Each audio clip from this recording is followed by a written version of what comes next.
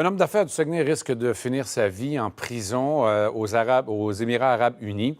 En fait, il reste que quelques jours pour rapatrier au pays André Gauthier. Julie Couture, vous avez rencontré son fils. Oui. Et lui, il implore le gouvernement d'agir rapidement.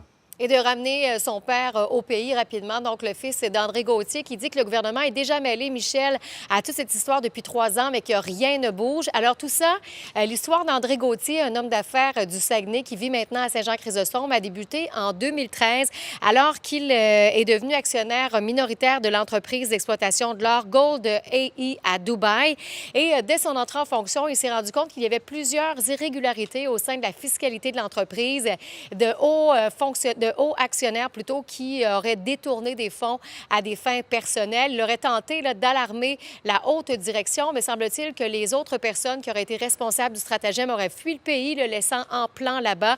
Et on a cherché à lui faire porter le blâme. La famille dit qu'il est innocent dans tout ça, qu'il a des preuves.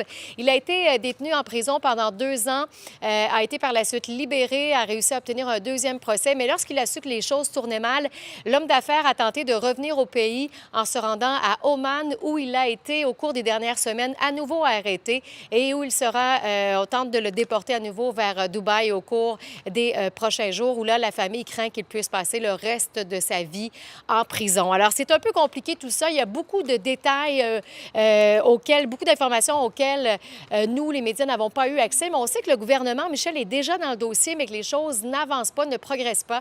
Et c'est pourquoi la famille, aujourd'hui, fait cette sortie médiatique. On peut entendre son fils. Il y a une injustice flagrante qui se passe, puis on en appelle au gouvernement canadien de, s'il vous plaît, prendre ses responsabilités et faire son devoir, puis d'arrêter d'être frileux, parce que là, on comprend sincèrement pas ce qui se passe, puis pourquoi ça tarde. On comprend que ça fait au-delà de 3 ans et demi que je suis en contact avec eux, et puis que rien ne se passe. Alors, Michel, je termine en vous disant qu'Affaires mondiales Canada nous a fait parvenir un courriel cet après-midi. On dit qu'on est au courant qu'un citoyen canadien est présentement détenu à Oman. On dit que les fonctionnaires du gouvernement du Canada suivent de près le dossier et que des services consulaires sont fournis aux citoyens canadiens et à sa famille. On dit également que la secrétaire parlementaire aux Affaires étrangères travaille activement sur ce dossier et l'a directement soulevé avec des représentants du gouvernement d'Oman et qu'en raison de certaines dispositions de la loi, on ne peut divulguer davantage de renseignements. J'ai aussi rencontré le ministre Jean-Yves Duclos cet après-midi qui nous a dit qu'il allait suivre ce dossier dont il ne connaissait pas tous les tenants et aboutissants. Alors, on verra. La famille a embauché des avocats et compte faire d'autres sorties médiatiques au cours des prochains jours. Merci beaucoup, Julie.